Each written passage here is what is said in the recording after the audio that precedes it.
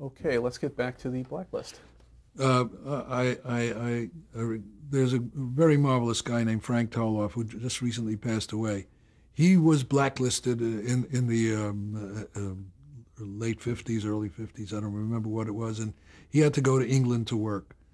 But I got to know him because Danny Thomas and Sheldon Leonard, regardless of what their political bents were horrified and hated the whole idea of the blacklist, and they employed writers such as uh, uh, Frank Tarloff, but gave them assumed names.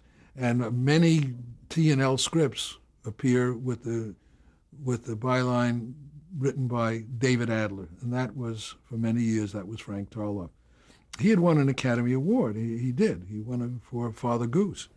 But that horror, and Frank and I remained friends. He eventually worked with me on a show that I created later on. Billy and I created for Sheldon Leonard to star in, called Big Eddie. Not a long running show, but that's the way it is, you know. But you did create a long-running show, which we're going to get to right now, called That Girl. How did you come to do That Girl?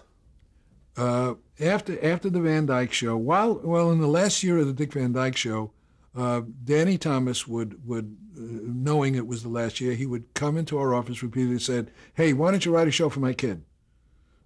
So we said, Marlo, she's terrific. I said, "Well, is she funny?" He said, "She's my kid. She's got to be funny." Well, we don't know. So we hemmed and hawed because we were doing a pilot for another series at the same time called Good Morning World, about our experiences at the radio station at WNEW. It was about two disc jockeys. So we hemmed and hawed, and finally he said, "Look, you gotta go. You gotta see her. Yeah, she's terrific." I said, "Well, we've seen her, but is she funny?" He said, "Look, she's in London now, working in Neil Simon's play, Barefoot in the Park, with Daniel Massey, son of Raymond Massey.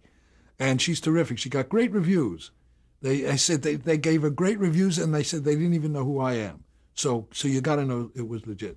So we said, "Well, that's in London." He says, "Okay, I'll pay. I'll buy you a ticket and a hotel." So we said, "Oh, okay." So Billy and I fly off to London and stayed at the Connaught Hotel. I mean, it was the first time I had ever been there. And we go to see her in the play, and he was right. She was terrific. She was really good. So we talked to her, and we said, "Yep." And she wanted us to write her pilot. She knew of us. We knew each other not well at that time, through her father and all of that. And so we came back and we started to talk about, and she was known in her family. They called her Miss Independence. She always had that very air of independence about her. However, I understand, I don't know whether it's true, but when she was an out-of-work actress in New York, she lived at the Plaza, so I don't know how independent. But, she grew up a princess. She was known as the princess because she was the oldest of the children and, the first daughter and all of that. So she was treated like a princess. And the idea about being a single girl on her own in New York evolved from all of those discussions about its independence. They wanted to call it Miss Independence at one time. We didn't like that. It sounds like a musical.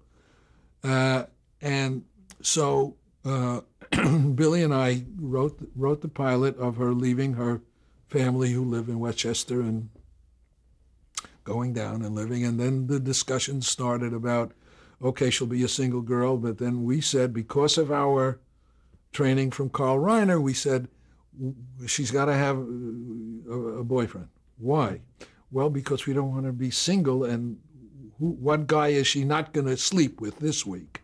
Especially in those days in 1966. So she agreed. She said, fine. So we wrote the script and hired, Ted Bessel. The original pilot was recast. ABC some of the actors didn't test well Well, that nonsense, the two parents, and we replaced them. Lou Parker and Rosemary DeCamp were wonderful in the role.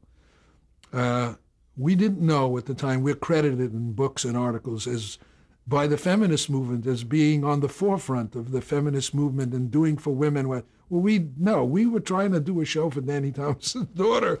We had no agenda. Maybe Marlowe did at the time. She professes now that she did. I don't know whether she had the agenda as this woman's statement. I don't know. She wanted a show. You know, at one time, when Danny was still pleading with us, he says, my kid doesn't have a show. I said, you know how many kids who don't have a show in this country? There are a lot of them. So, but anyway, it worked out very well, and we needed help because we were doing two shows at the same time. So we hired our good friend Jerry Davis to produce it the first year, and then Danny Arnold, who went on to become rich and famous with Barney Miller, did it the second and third year, and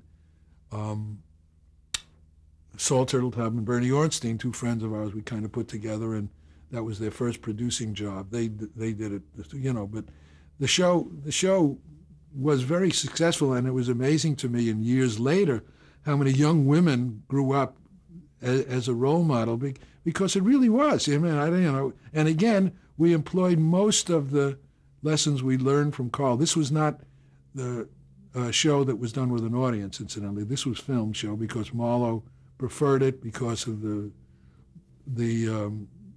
lenses and the lighting could be more flattering, you know, if it were done that way. So that's the way it was done.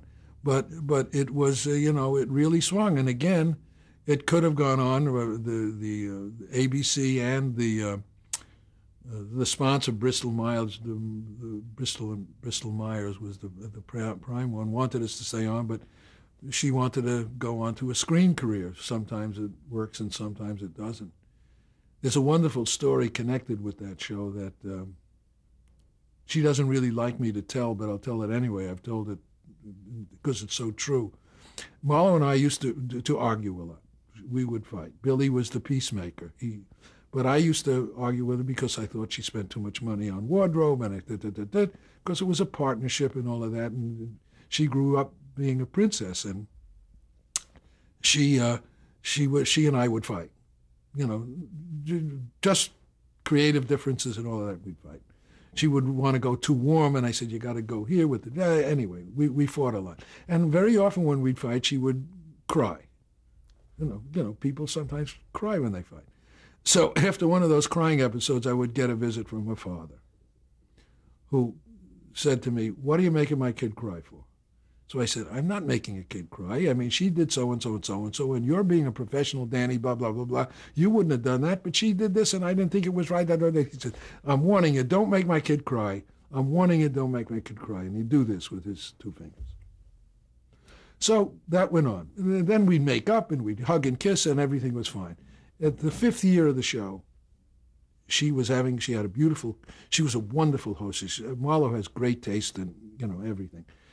And she was having this wonderful Christmas party at her house, and we were standing there talking, and I said to Danny Thomas, I said, hey, when you threaten me when I fight with Marlowe, like it's going to go on, I said, what is this? Is this a Lebanese curse? Because, you know, his family, what kind of Lebanese curse is this? He said, what are you talking about? I said, you know, you do this. I said, I know I do that, but it's not a Lebanese curse. Don't you know what this is? And he said, no, why I'm asking you? And he starts to laugh, and he's laughing. I said, what's so funny? He said, here's the story. 8 years ago, I'm sitting at home, and my phone rings, and it's the boys from St. Louis, the boys. And he says, and they get on the line, they say, Danny, listen, this is so-and-so in St. Louis.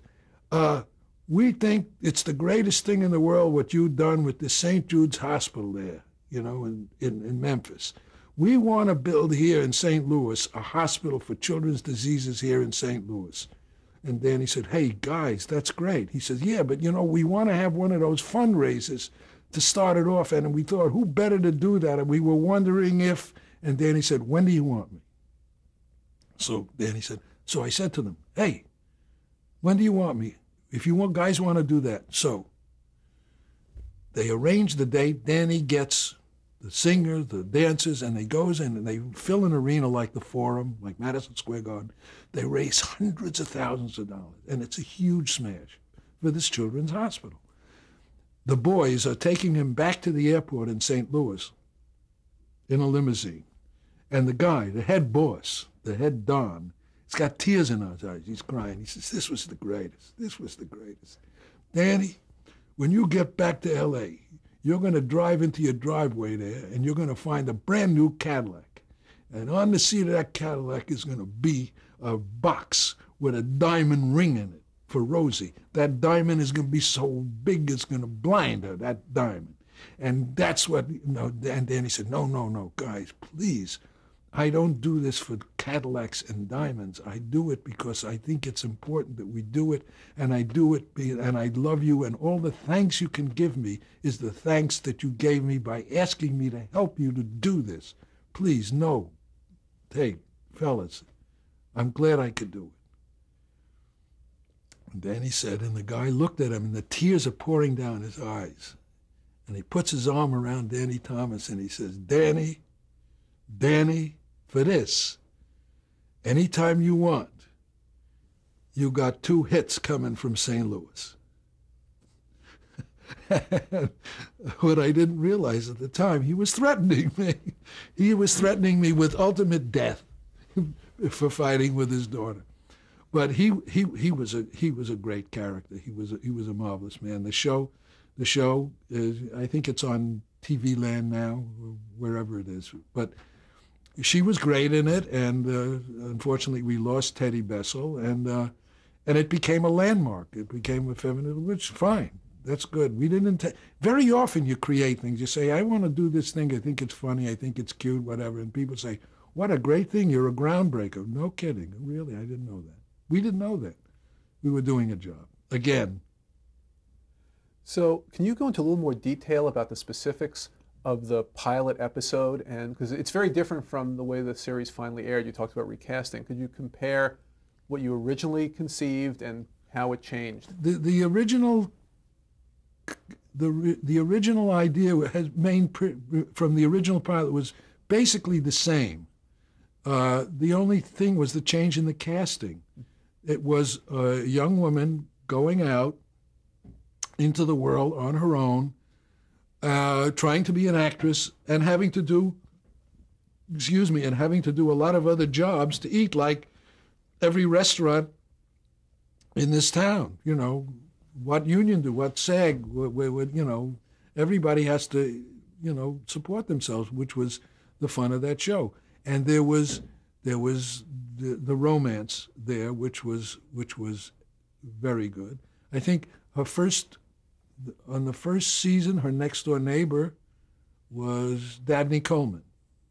He was the first. She had an agent. No, we made a mistake in the pilot.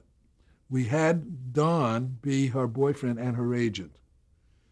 They wanted to fire him, ABC. They said he's unattractive, and he didn't test well.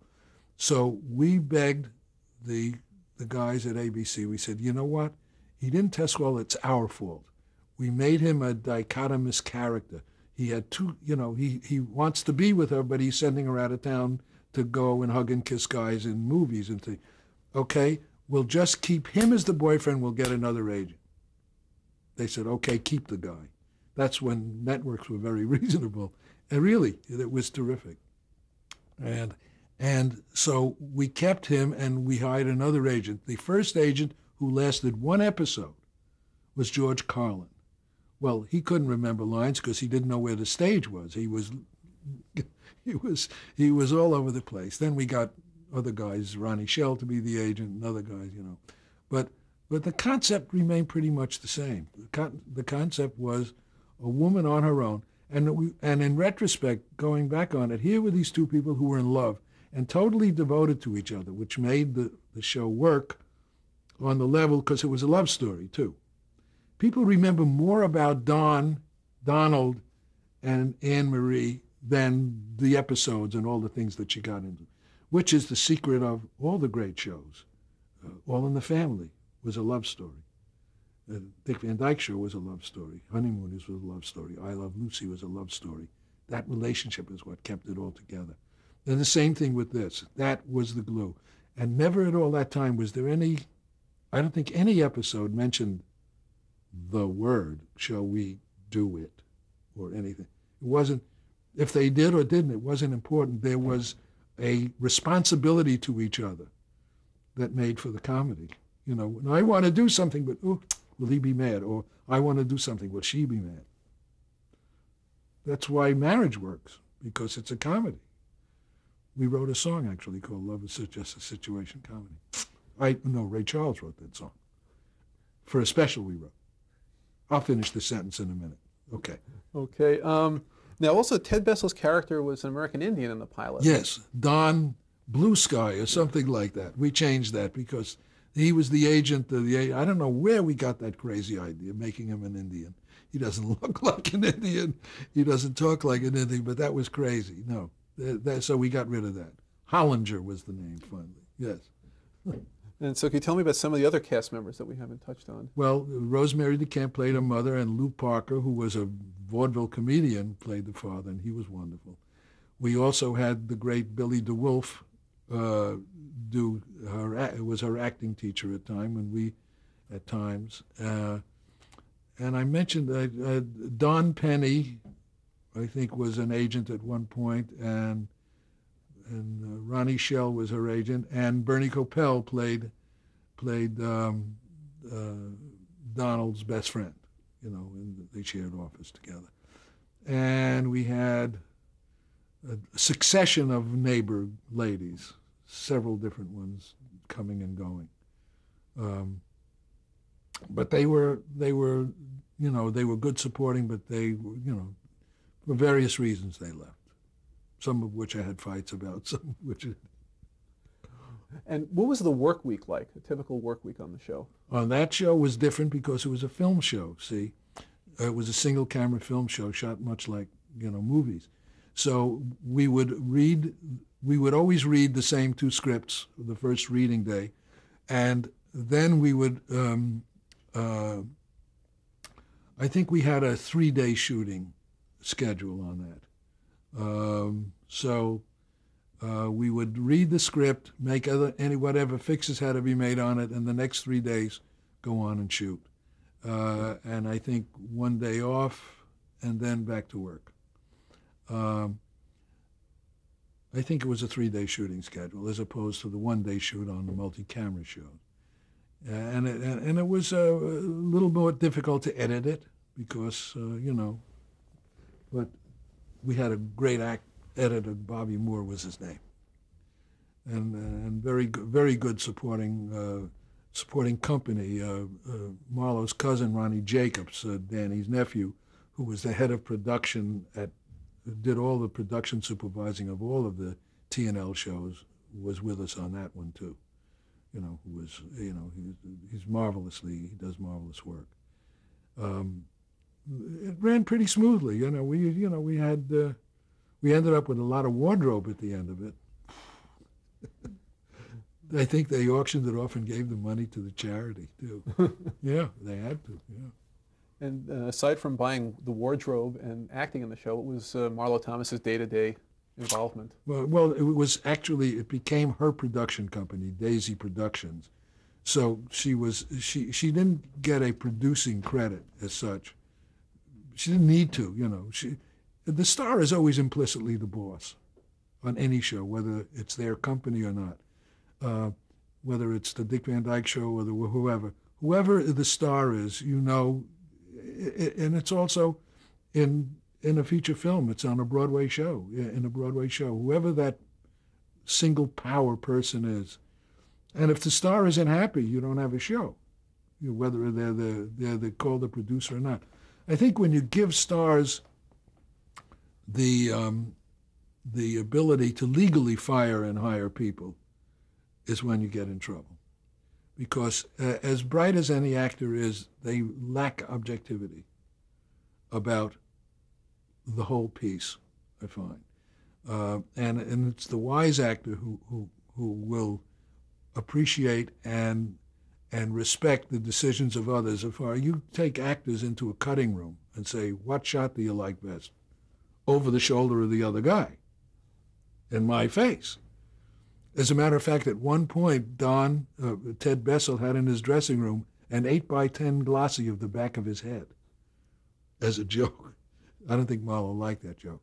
But she used to tell the editor very often to recut. So it's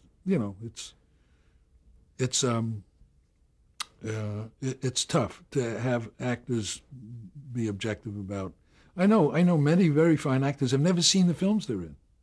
They're just so uncomfortable seeing it. I know what I do acting occasionally. I'm in several episodes of That Girl. You can find, yes, my famous cameo, Bum, Starving Man in Desert, in commercial, those kind of credits. Yeah. But I also appear in feature films, all of Gary Marshall's films. I get a cameo. Sometimes I stay in it, sometimes I don't. But when I see myself on film, I said, "Oh my God, what is this disgusting-looking person?"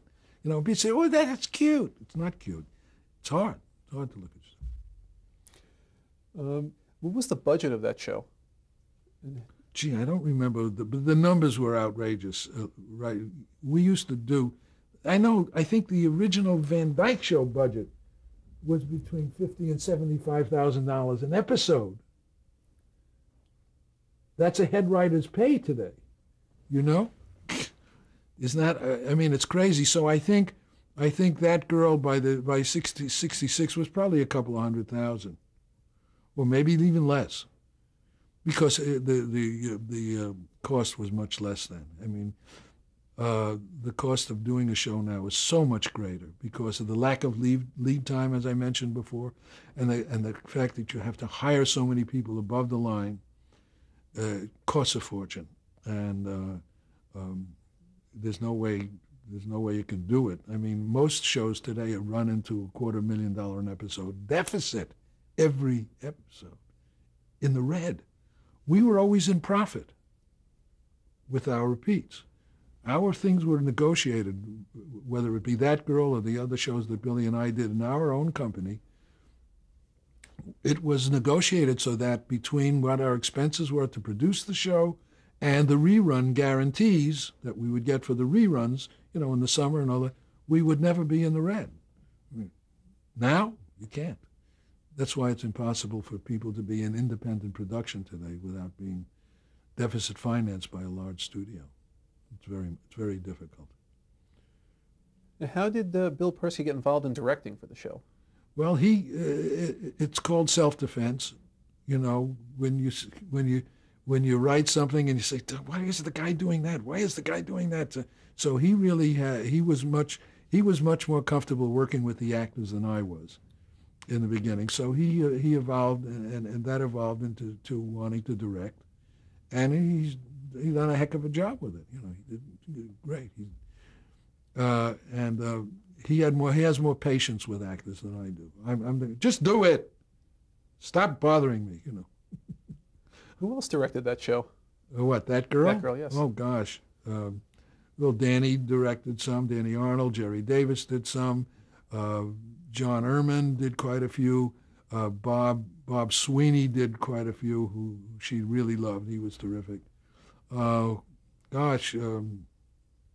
Many guys over the 5 years, I can't remember, Peter Baldwin, but you know, a lot of fellows who started out on the lot there. Jay Sandrich did some for us because Jay Sandrich started out with her father as an AD on the Danny Thomas Show. We had some really good people, you know. It was, and you find out during the run of a thing who the really confidants are. And the confidants to a lot of actors and actresses are their makeup and hair. The people who touch them every day. It's an interesting psychological thing, but those were her. Tom Case was her makeup man. I remember. I forget the name of the hair lady, but yeah, that was the company was a good company. It functioned very well. you know, we had the turnover. Jerry Davis was a brilliant writer, but he didn't. The work was very hard, you know. And Danny Arnold, the work was very hard. And then he left to do, I think, My World and Welcome to It before Barney Miller did that with Mel Shabelson. And but the work on any show is hard. It's hard. But we were basically left alone by the network. Again, ABC, you know, when we did the Van Dyke show, the network and or the agencies were very strong in those days. In those days, a sponsor would buy at least half of a show or a whole show. The sponsors were in control, not the networks. So, but the sponsor guys would come around, not to give us any problems, but to, hey, you want to have a drink after the show? Let's go have dinner. The guys from Procter & Gamble, guys would come around from Benton and Bowles, like Grant Tinker, who came around and saw Mary and went, ooh-wee, I'm going to marry her. And Lee Rich, who became a big producer. Those were all agency guys. And Johnny Hamlin, from who was still with ABC. Those were all Benton and Bowles guys that would just come on the night of the show, just have fun, not to give us any problems. We never had problems like guys go through today. What were some of your favorite episodes? Of That Girl? Of That Girl, yes. Well, I like one in particular there was one that one of them that Billy and I wrote where we had all of her father and her sister and her brother in it, playing roles in it, and we had, and her father just had a pass a crossover as a priest. And as he walked by, Marlowe said, as Anne-Marie, hello, Father, and walked by. And another really one that I like was the picnic show. I forget the title of it, on That Girl, where Dawn is going. They're going up to visit her parents, and it's a train wreck. The whole thing is a mess. He gets mud all over him. It's a mess. He gets stung by bees. He was wonderful in that episode. And there was with Billy DeWolf, an acting class one. There were a lot of, you know. It was she was great in it. She was. People ask me, what was the significance of, what the heck was it?